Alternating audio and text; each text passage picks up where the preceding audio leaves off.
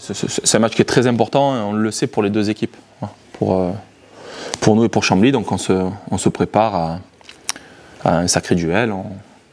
On a conscience de ça, on a fait une bonne semaine. Ça faisait longtemps qu'on n'avait pas bossé comme ça, il faut l'amener au bout maintenant.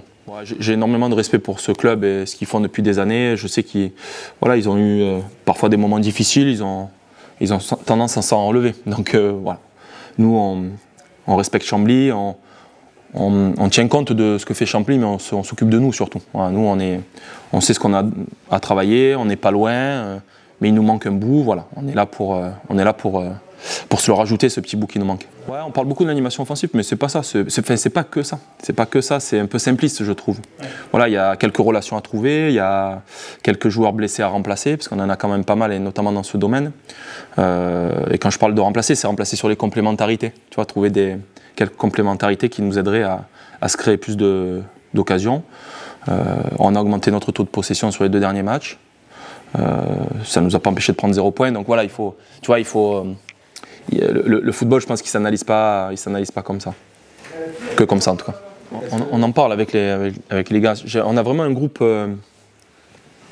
intéressant humainement, tu vois, et on peut échanger sur tout ça. Nous, on sait qu'on va jouer depuis le début de la semaine. On avait compris que le football professionnel allait continuer. Maintenant, ça nous donne encore plus de responsabilités, je trouve, parce qu'il y a beaucoup de personnes qui vont être bloquées chez eux.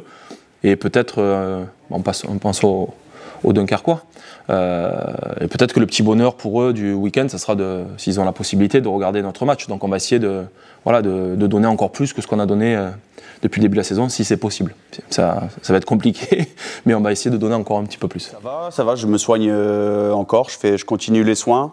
J'ai vu encore un ostéopathe hier qui est venu de Paris, donc on met tout en œuvre pour aller chaque jour un petit peu mieux, donc ça va, physiquement ça va. C'est vrai que si on veut essayer de garder la forme et d'être compétitif et de faire ce métier qui est quand même extraordinaire, on est obligé de tout mettre en œuvre pour. Ouais, c'est bien sûr. De toute façon, on y va pour gagner, hein. Ça c'est clair. On y va pour gagner, comme je dis, ils sont pas très bien, donc c'est à nous de ne pas les relancer. Et nous, voilà, on doit garder ce qu'on a fait de bien depuis le début, notre solidité défensive dans un premier temps, qu'on a un peu oublié sur les 2-3 derniers matchs où on se prend des buts, qu'on doit. Donc tous les buts sont évitables, on va dire, mais c'est vraiment bête de se prendre des buts comme ça, notamment sur coup de pied arrêté, comme le but qu'on a pris contre Le Havre. Donc il faut retrouver cette base défensive et après on va retrouver des forces offensives aussi avec Malik peut-être qui pourra faire une partie du match, Fanta, Madi qui commence à avoir un peu plus de rythme. Donc on va retrouver un peu de puissance devant qui nous a manqué sur le dernier match.